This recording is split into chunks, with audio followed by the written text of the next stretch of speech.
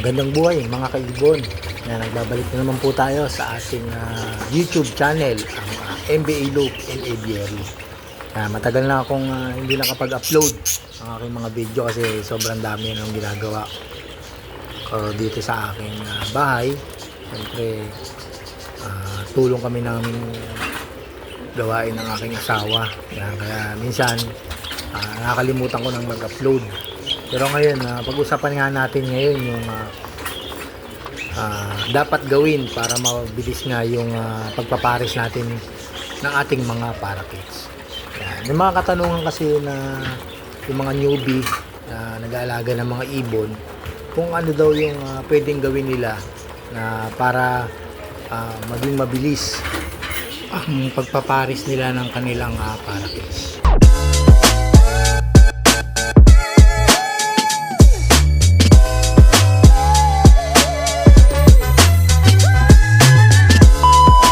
Welcome back mga kaibon.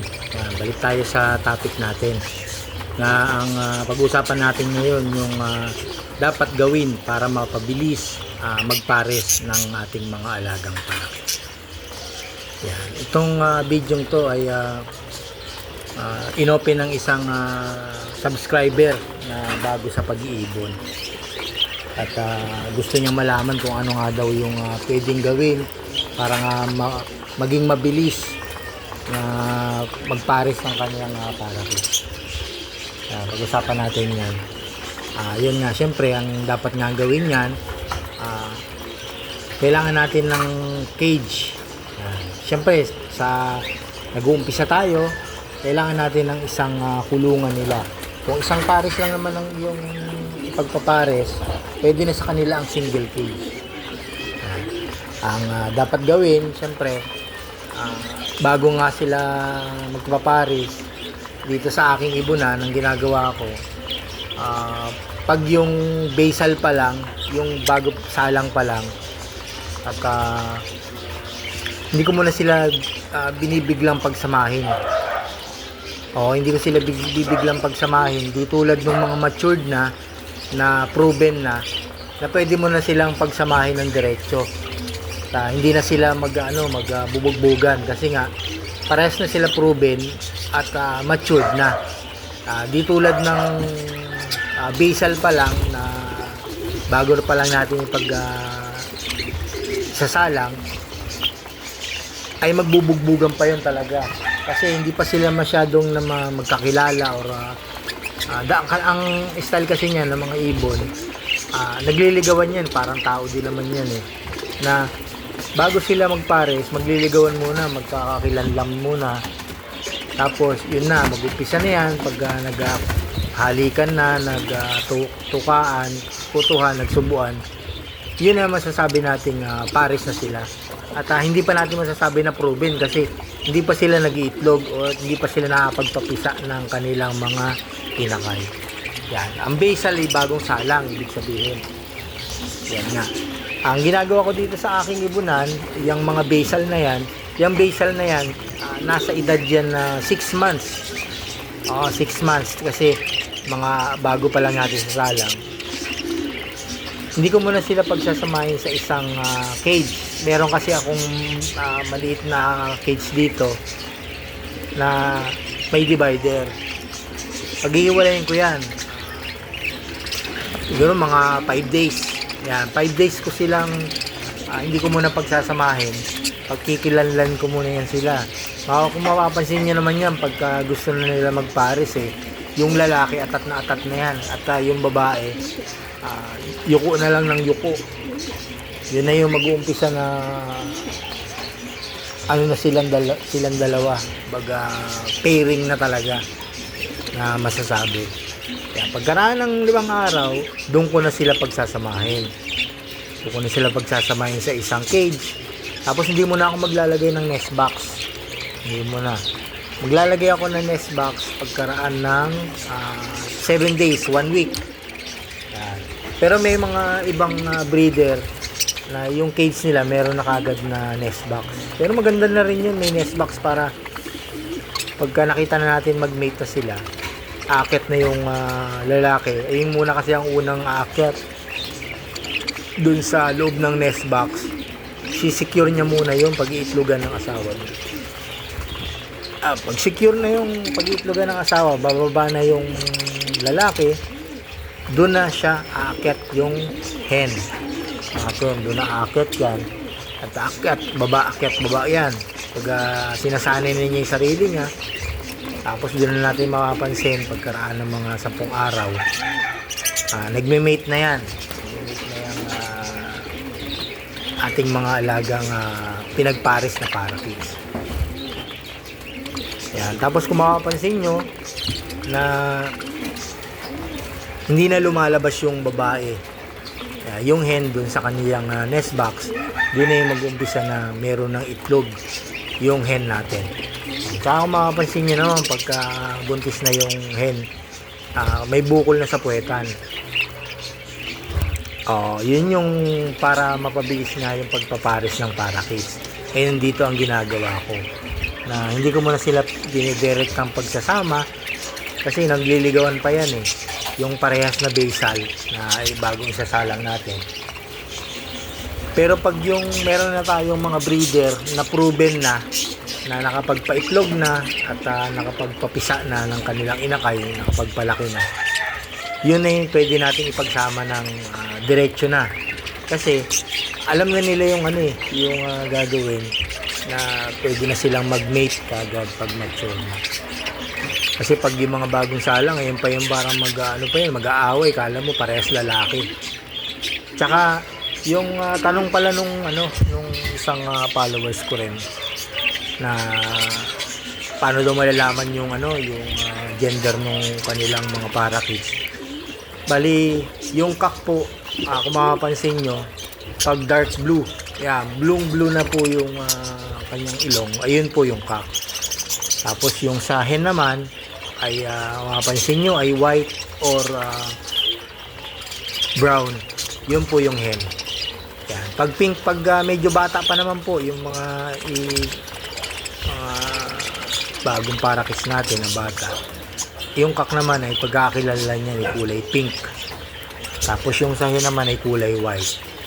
Opo, ayun na, madali na naman silang i-gender na ipagpapares natin. Nung malalaman natin na yung cock ay kulay blue ang ilong, tapos yung hen naman ay kulay brown. Ayun na po yung talagang masasabi natin na matured na ang ating ipagpapares. Yan, pag magpapares po tayo ng ating mga parakeets, yan, para sa mga newbie, itong tips ko, para sa mga newbie, pag magpapares po kayo ng inyong parakeets, make sure na hindi po mas bata. Opo, kasi hindi pa nila kaya yan. Tulad nung may nagpapares na kasi na 2 months, 3 months, hindi pa po yan. Hindi pa natin masasabi na fertile na yung kanilang mga itlog, kasi nga hindi pa buo yung kanilang yung kanyang mga similya. Yan. Ang tamang edad po ng pagpapares talaga ay sabi natin basal, yung bago natin salang, ay 6 months pataas po. Mas maganda nga kung 8 months, so makita nyo matured na. Yan, pwede na natin talagang ipagpares yan kasi sure ball na mag-iitlog talaga sila. Yun nga yung mga dapat gawin para nga mapabilis yung pagpapares ng ating mga parakeets. Ulitin ko para mapabilis dito sa aking ginagawa ay pagliligawin lang muna natin sila. Opo. Pagkaraan 5 araw, pwede natin silang ipagsama. Yun na yung mag-uumpisa na silang mag-mate na, maghahalikan na, tutukan, magsusubuan. Yan po, yung pag nagsubuan na po yan, yun na po yung sinasabi na sinagot na nung babae yung lalaki. Parang yun sa mga tao rin, naliligawan mo, bigyan mo bulaklak, kung ano-ano. Pag napasagot, pag napao na, yun, lagi yan lagi mo nang kasama. Ganun din yan dito sa mga ibon. Pansin nyo, lagi na sila magkatabi kasi pag yung mga bagong salang pa lang, makikita niya magkahiwalay yan. Magkahiwalay pa yan kasi nagkikilanlan eh. Kaya mas maganda, hiwalayin niyo po muna, tapos pagkaraan ng mga araw, pansin yung medyo agresibo na yung lalaki, pwede niyo nang ipagsama. Yan, ganyan ang ginagawa ko. Yun nga po, yun, mabilis talaga yung pagpapares nila. Pag pinagsama mo sila, automatic yan. Kita nyo, magtutukaan yan, maghahalikan na at magsusubukan. Yan. Tapos meron din akong i-open ko yung kasi ito bago lang sa pag-iibon. Si Sir Alvin Ada sumulat ay isang bagong subscriber natin na nakakuha siya ng ating para kits. At yung niya, itinawag niya sa akin o minessage yung para kits daw niya. Bigla na lang nakita niya na nagsugat yung mga paa. Yan, ipakita ko sa screen. Ayan na, ito nga yung mga kaibon. Si Alvin Ada sumulat. Yan. Sir, bakit napansin ko, kung tatanong ko lang sa inyo, kung normal lang ba yung nagsugat yung paa ng aking mga parakeets, na hindi naman daw niya nakita nag-away. Pero bakit may sugat sa paa? Yan nga, ang sabi ko sa kanya, normal lang naman yan. Kasi nga may ganyan na pwedeng sumabit-sabit sa cage. Kasi nga, medyo malilikot nga yung ating mga ibon pagka bagong lagay natin sa cage. At meron pang possible na nasungkit ng bubwit yung paa at umilalim dun sa cage niya. Kaya ang advice ko sa kanya, lagyan niya na screen yung tungtungan nung cage niya, paikutan niya para hindi na masungkit nung daga yung mga bubi. Kasi dito sa akin nangyari na rin yan. Dalawang breeder ko na magkahiwalay na cage. Yun nga, nangat-ngat nga nung daga yung kuko, naputol yung dalawang kuko. Buti na lang nakita ko yung na mayroong bubwit talaga dun sa ilalim ng alam mo yung di ba meron siyang poop tray naandun, nangingain ng mga tira-tira nilang pagkain. Pagsilip ko nga, yun nga yung possible na yun yung kumagat dun sa paa ng aking mga alagang parakeets. Kaya ang ginawa ko, nilagyan ko na siya ng manipis na screen yung tungtungan nila karaan hindi na naulit. Ayun nga, ang kinakatakot niya, sabi niya baka daw mamatay yung kanyang parakeets. Sabi ko naman, check niya kung may mga sugat sa katawan, kasi pag may sugat sa katawan, possible talagang mamamatay yung ibon, kasi nga naandun na yung matitetano na yung ating mga parakeets. Pero sabi niya hindi daw, yung paa lang. Kaya sabi ko wag siya mag-alala, kasi nga gagaling naman yan. Tapos pagkaraan ng 2 araw nag-message na okay na daw yung ibon, natuyo na raw yung dugo. Bali dalawang ibon yung nawala yung kuko. Yun nga, possible nga na nasungkit nga rin ng bubo. Yun nga, in-advise ko sa kanya na lagyan niya ng paikot yung tungtungan ng kanyang ibon na manipis na screen. Yun nga, hanggang dito lang siguro mga kaibon, at sana may natunan kayo kahit konti yung sa dapat gawin nga para mapabilis nga yung pagpapares ng ating mga alagang parakeets. Yan, shoutout muna tayo mga kaibon dun sa mga masugid nating taga-suporta na laging nagko-comment sa aking mga ginagawang video. Maraming salamat po sa inyong mga suporta, at sana po ipatuloy nyo po akong suportahan palagi. Doon lang po sa pagla-like at pag-share ng mga video ko ay malaking tulong na po sa akin yun, at nagpapasalamat po ko sa inyo ng marami na sa patuloy nyong pagsuporta, at gaganahan po ako sa inyo na maggawa ng mga video na naayon sa ating pag-alaga ng mga ibon. Yan, shoutout din pala dun sa yung sa nagpunta rito kaganina at nakapag-avail ng isang parakeets na lalaki kasi nga binigyan daw siya ng kapitbahay niya ng isang hen at kumuha siya ng isang lalaki na taga Pasay City. Yun nga po, dinayo pa niya ako. Pasalamat nga ako sa kanya kasi kahit nasabi natin malayo siya ay pumunta siya dito at binisita rin sa akin. Yan. Ang nakuha pala niya sa akin na ay yellow face bio na opaline para kay. Tapos pinakita niya sa akin yung ipapares na hen, TCB na hen. Yan, ganda ng TCB ni hen, kaya sabi ko okay na yan, match naman niya kasi mas maganda yung size nung kak na nakuha niya sa akin kasi may pasok na yun na budgie kits. Ayun, si Harry Romualdez. Yun yung nagpunta sa akin na taga Pasay. Hindi na rin siya nagtagal kasi malis din kasi yung sa traffic. Kaya sabi ko susunod pagka bumalik ka, siyempre pag-usapan natin kung ano nga yun. So, mayroon pa siyang isang regalo na yan. Papasalamat ako, shoutout ko yung ating mga masugid na na taga-suporta at laging nanonood ng aking mga video. Maraming salamat kay kay Myra Granada, kay Sir Roderick Sorillo, si Meshach Lud, Queros de Lima, si Carl 3518, si Axe TV22, si Jerbax Fishing TV. Yan si yung masugid natin laging nakasuporta sa aking mga video.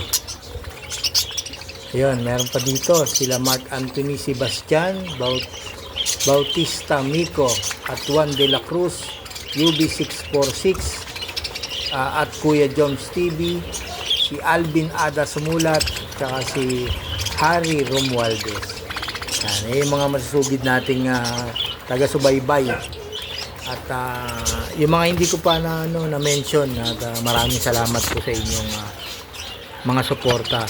Itong mga na-mention ko, ito yung laging busy na nagko-comment sa aking mga na-upload na mga video sa aking channel.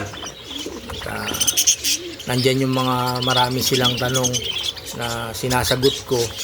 Saka kung may mga katanungan din po kayo na about sa pag-ibon, comment inyo lang po dyan sa comment section at masasagot ko naman po yan yung mga katanungan ko. Yan, palike, share na lang po ng aking mga video at pasubscribe din po para updated po kayo sa mga video na ating bagong ina-upload na katulad dito. Don't forget to click the notification bell para updated po kayo. Yan, hanggang dito na lang po. Maraming salamat po sa inyong panunood at pakikinig ng aking mga ibinahaging tips na mga dapat gawin para mapabilis yung pagpapares natin ng ating mga parakeets. Ayan, tsaka ito pala, habol ko pa pala. May tanong din yung isang ating taga-subaybay. Tanong niya, i-vlog ko din daw po yung yung kung paano daw magpares ng mga parakeets. Yung meron akong ginawang video na tips nga sa pagpapares nga ng mga parakeets. Kaya ko na lang sa dito sa ipa-flash ko na lang dito sa video. Ayun nga, ito nga mga kaibon, ito yung ginawa kong video, yung paano nga mag-breed ng parakeets. Kaya meron tayong 5 minutes and 22 seconds.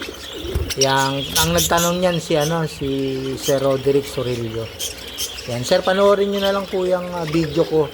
Nandiyan na po yung kung ano nga yung mga materyales kung paano nga mag-breed nung ating mga parakeets. Nandiyan na po yan. Nasa video na po yan. Panoorin niyo na lang po. Hanggang dito lang mga kaibon at maraming salamat sa inyong panunood. Yan. Kung may mga tanong nga po pala kayo at sa tungkol sa pag-iibon, i-comment nyo lang po at kung pwede gagawa na lang natin ng video para malaman din ng ibang bago sa pag-iibon yung katanungan nyo at magawan ko na rin ng content. Pa-share na rin po sa mga kaibigan natin at gusto rin mag-alaga ng ibon. Diyan po sa mga newbie, yan, panoorin nyo po lahat ng mga ginawa kong video. Makakatulong po sa inyo yan kasi may mga subscriber na rin po tayo na katulad yung gustong mag-alaga ng ibon na yung mga ina-apply nila yung mga video ko na ginagawa dun sa kanilang ibonan ay nagiging 100% successful na pagbe-breed na yun nga at bumabalik na sila sa akin at pinag-chat nila ako na nagpapasalamat sa mga ginawa kong video na nakakatulong talaga daw yung aking mga ginawang video. Kasi yung mga ginagawa kong video, ginagawa ko din naman dito sa aking ibunan at sinishare ko rin po sa inyo. Sa inyong mga gustong mag-alaga ng mga ibon. Hanggang dito lang po tayo at maraming salamat po sa inyong panunood at pakikinig sa aking mga ginawang video. Yan, sana ay nakatulong po sa inyo ng maganda itong ginagawa kong mga video. Yan, happy breeding mga kaibon. Maraming salamat po.